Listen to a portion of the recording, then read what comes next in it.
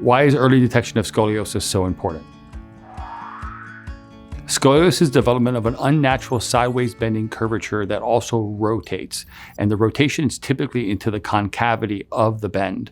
Scoliosis is diagnosed through a combination of physical examination and x-rays. Being diagnosed with scoliosis means being diagnosed with a progressive spinal condition, meaning it's the nature of scoliosis to worsen over time. And there are some key times during somebody's life that we can expect scoliosis progression. We know scoliosis have a very wide range in severity. And the severity is typically measured by a Cobb angle. And the Cobb angle is a measurement that's taken from the most tilted vertebra on the top of the curvature and comparing it to the most tilted vertebra on the bottom of the curvature. And the curvature is typically expressed in degrees. And in order for there to be a diagnosis of scoliosis, the Cobb angle needs to equal 10 degrees or greater. And as the angle increases, meaning going up to 15, 20, 25, and 30, the severity of the condition will increase from mild to moderate to severe into very severe ranges. And we know anything less than 25 degrees is considered a mild scoliosis. Once we break 25 degrees, but less than 45 degrees, we're in the moderate category. Anything greater than 45 is considered severe, and then very severe is anything 80 degrees or greater. Now, we know scoliosis can progress in very specific times, and most commonly it progresses is during adolescence, during growth stages. This is the number one trigger for scoliosis progression is growth during adolescence. Even though the majority of cases of children with scoliosis are diagnosed as idiopathic, meaning there's not an associated single cause. These are normal, healthy kids with no other condition, and for whatever reason, they're developing scoliosis. And we know scoliosis is an uncurable condition, meaning since we don't know what causes it, but early detection is important because the sooner we diagnose a scoliosis, the more likely we are to treat a scoliosis in its smallest state. And as we treat scoliosis in a smaller state, we have a much greater window at trying to stop curve progression and stop more invasive treatments, which can be life-altering. When scoliosis progresses, it means the size of the curvature increases. And as the curve increases, so the uneven forces and the effects to the body also increase. And also as the curve gets bigger, it's also more likely to get bigger. So there's no good reason in letting a curve progress over time because you're going to deal with bigger effects. You're going to deal with getting a smaller improvement with the curve, and we're going to have a bigger problem. In children, the main effect is posture deviation. In adults, the main effect people feel as a result to get a diagnosis is pain. As scoliosis progresses, it affects both these things. Posture deviation gets bigger. Pain as the symptom in the adult stage typically gets more complex and more severe in nature.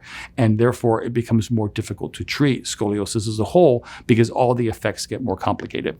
Now, early detection always means there's a better chance to get a better result. There's never ever any treatment guarantee, but scoliosis that's diagnosed early means that we can start treatment early while it's in its mildest form. And we know smaller curves are always simpler to treat. When we look at the best case scenario, we always know we only can reduce curves a percentage. And a percentage of a smaller curve is always going to be less than a percentage of a bigger curve. So therefore, creating curves at a smaller stage always means a better result. As scoliosis progresses, not only does the curve get bigger, means that we're going to get less results, but we also know the curve becomes more rigid. So the percent of change may also decrease, where in a small curve, we can reduce a curve maybe 40, 50, or 60%, and a bigger curve may only be reduced 20 or 30% because of the stiffness is associated with the scoliosis. So we know treating the curve earlier also means a greater chance of getting a greater percentage of reduction.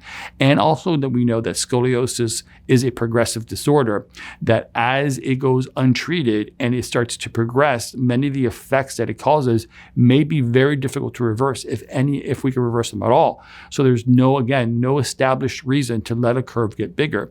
The reason why curves are not treated in the mild stage is because of surgical intervention, meaning since surgeons are managing scoliosis cases majority of time, and you can't justify surgery in a mild scoliosis because the surgery is more risky and has more negative effects to the body than the curve at that time. Therefore, they recommend no treatment.